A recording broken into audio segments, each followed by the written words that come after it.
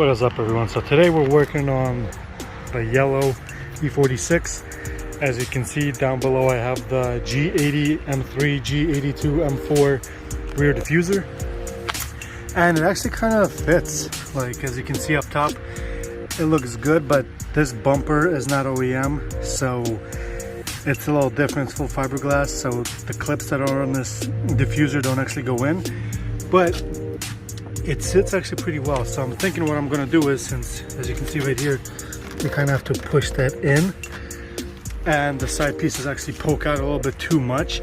So I'm going to have to cut the side piece about an inch or two here so I can mold it to that side. This is plastic, so I'm going to do the same on this side, cut it, and I think it's going to look really good. I think the G80 rear diffuser on this would actually complement the car a lot. Here, let me see if I can. Oh, come on, why are you so blurry? There we go. So as you can see, it actually pokes out a good amount. If you look right here, I think it's going to be perfect. Doesn't need anything else. But as I said, like that little corner, we're going to have to bend in and possibly, as I mentioned, cut that. Or I actually might have to cut the centerpiece, the side fins, and kind of have them overlap.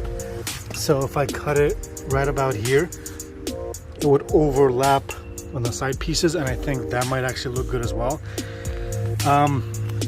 But this idea I actually got for the wagon. Since the bumper is off, I was going to cut everything, trim everything, and put it on the wagon. But now that I'm test fitting on this and I see how good it looks, I'm definitely going to do it for this car as well. So we'll see, either the wagon's going to get it first, or we're going to chop everything up right now and put it on the yellow car first and then replicate it onto the wagon bumper. But overall, I think it definitely looks good. This car needs a diffuser bad, and this kind of works. So I'm excited. I hope it comes out good.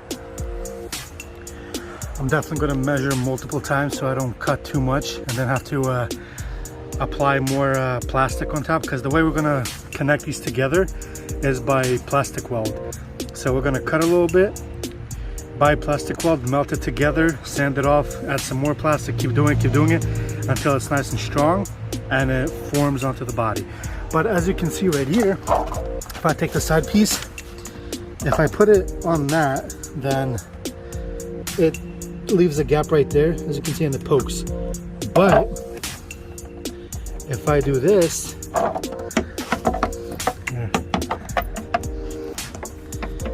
if I put it all the way to that fin, which is what it's supposed to do, it actually hugs the body like perfectly. Like, look at that. Everything's nice and seamless. So I think I'm gonna do that and actually cut this piece so I'll have this kind of overlapping on top. So we would have to cut right here and have it sit on top here, trim this probably, or yeah, we might not even have to trim, but cut this and weld it to this part, and it should be pretty good. Let me know in the comments down below what you guys think. Should I do this? Should I not? I mean, either way, I'm doing it, but I guess we'll see the end result. And if I could make it fit this GTR kit, I might just make a couple. And if it actually works out, I'm going to try to make a couple so they actually fit the M3 bumper, because this is technically the M3 bumper, just a little bit wider on the sides. And the inside is a little more flatter in. But, oh, trash everywhere.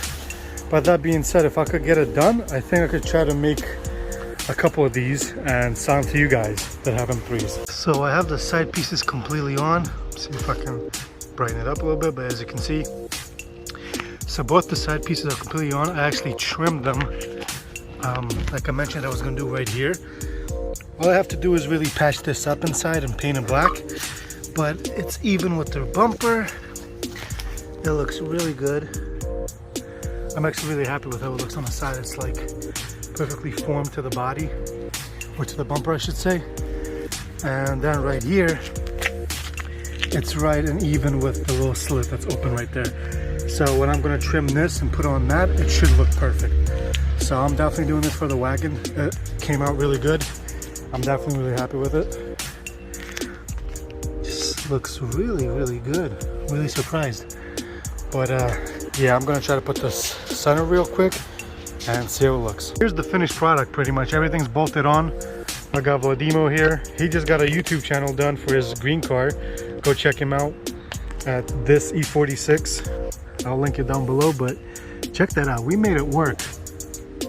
An F80, F82 M3 M4 rear diffuser on an E46. Yeah, we had to trim a little bit, and as you can see, that yellow part right here is either going to be cut, or I might just plastic dip and leave it, but I think I'm going to trim it just a little bit so the opening is much bigger and I can probably run better tips, because these are crooked. I haven't fixed them ever since I got it done, but overall, like, it looks really good. It complements the car pretty well. This car needed a diffuser for a long time, and now check that out. The end looks awesome now. Definitely happy with that. I'm definitely going to do that for the Wagon. I'm going to order this same diffuser for the Wagon, trim it, and put it on the Wagon, because this thing looks really good. It actually completes the rear end now. So here's another angle, led left already, and like I said, I think it came out great. Definitely worth it if you're gonna trim and try to make it fit your car. I think it looks great. I don't know, it's kind of blurry everywhere, but just look at that. It looks really good. Like I said, we still have to trim the inside where the yellow parts are, but overall, I think the rear end is finally complete. We just have to fix that wave, as you can see in the bumper. That's a fairly simple fix, but that corner right there is actually cracking, so I need to figure out how I'm going to do it so I don't crack it anymore. Or I might just have to send it and take it off, break that part, remold it, and then have Chris repaint it. But this video is finally on getting a diffuser for the car. It is on. I am super happy with how it looks. Let me know down in the comments below what you guys think. I think it came out great. Really happy with how it looks. Definitely makes the rear end much better. Ooh. But it's not fully on, like, it's bolted on. I can probably drive with it, but there's still a tiny gap in the middle piece over there. You can't really tell. That I have to trim the tabs off, and then we're going to epoxy it to the body, or even 3M tape. But yeah, guys, if you're wondering if an F80 M3 rear diffuser fits on an E46, it does.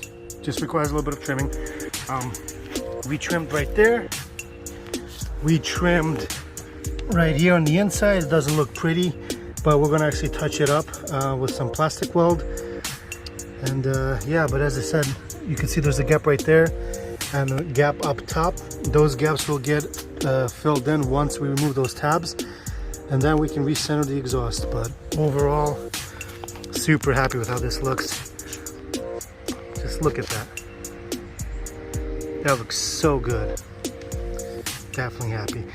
Well, there you guys have it for this video. It was pretty quick. We just installed a diffuser finally on the car. And next video, hopefully, it's gonna come out next week. So hopefully next week, the Wagon's motor is in. The parts come in that we need, and we can start molding the Wagon. But that's it for this video, you guys. Thanks so much for watching, and I'll see you in the next one. Peace out.